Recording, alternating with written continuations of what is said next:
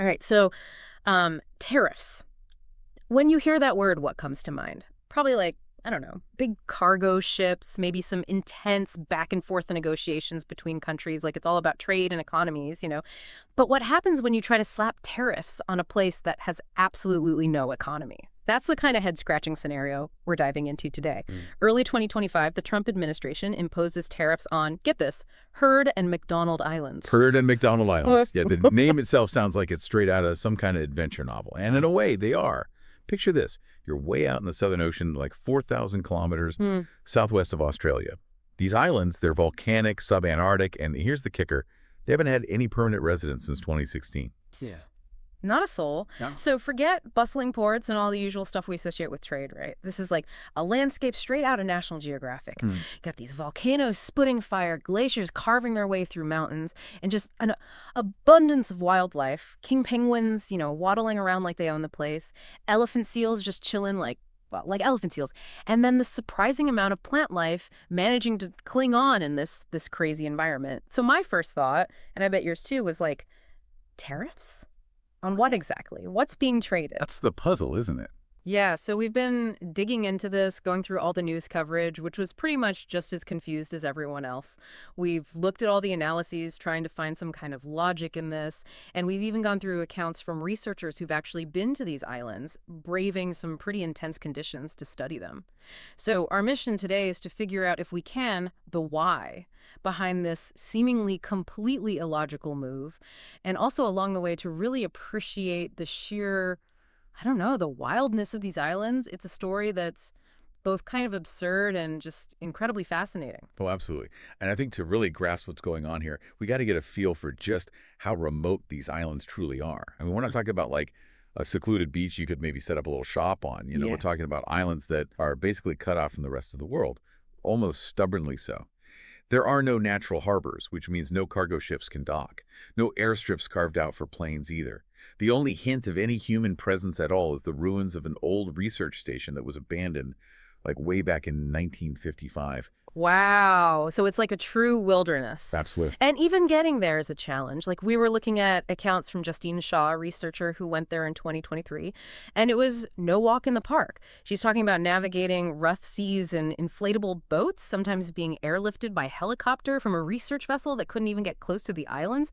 It really paints a picture of just how difficult it is to even get there. There's no infrastructure for any kind of trade, no ports, no roads, nothing, just nature doing its thing. So it begs the question, if there's literally no trade going on, what on earth were these tariffs targeting? It's a good question, yeah. And on top of the remoteness, you have the islands themselves, which are, well, they don't exactly roll out the welcome mat. We're talking volcanic landscapes shaped by fire. Heard Island, for instance, is dominated by Big Ben. And no, not the clock tower. It's a massive volcano, and it's not just sitting there dormant.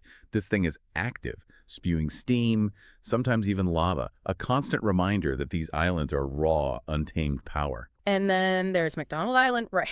It's not exactly a peaceful neighbor. In the 1990s, this thing basically decided to double in size thanks to a bunch of volcanic eruptions.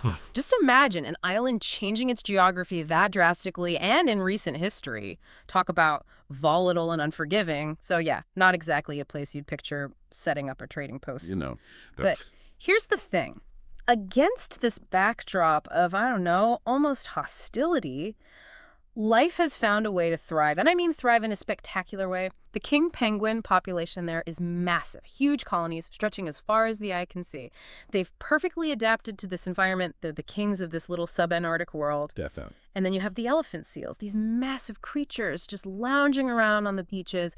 It's a wild spectacle and completely indifferent to any human concerns, let alone international trade. Absolutely. And it's not just the penguins and the seals. There's a whole range of seabirds as well. Albatrosses, petrels, all sorts. A whole thriving ecosystem, totally untouched by any kind of industry. Which, of course, brings us back to those tariffs. I mean, were they planning on taxing penguin feathers? Seal blubber?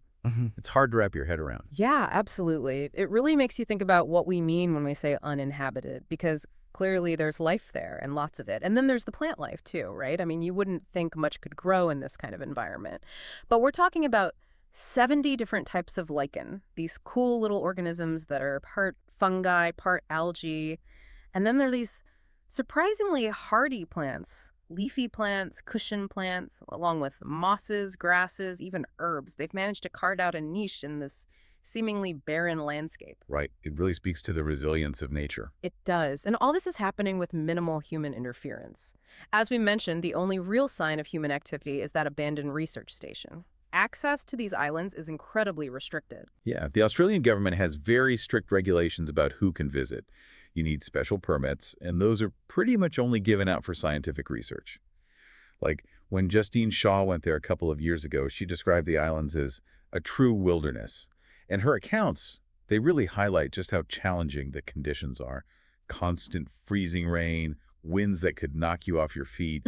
Not exactly a tourist destination. Definitely not. And it's not just recent expeditions that have faced these challenges. Researchers from years past tell similar stories. Andrew Constable, for example. Oh. He talked about being stuck at sea for days because of these crazy storms. It really drives home the point that being there is entirely at the mercy of nature. Absolutely. So the main takeaway here is that pretty much the only human activity happening on these islands is scientific research.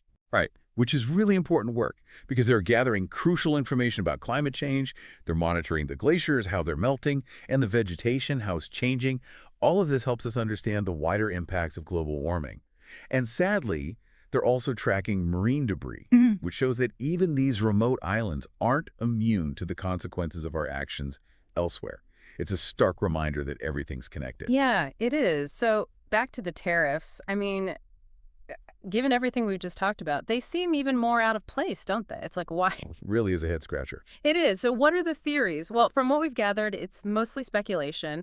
One possibility is that it was just a bureaucratic blunder. You know, someone in Washington just checking boxes on a form, not really realizing what they were doing or where these islands even were. Sounds crazy, but hey, these things happen. It's certainly possible.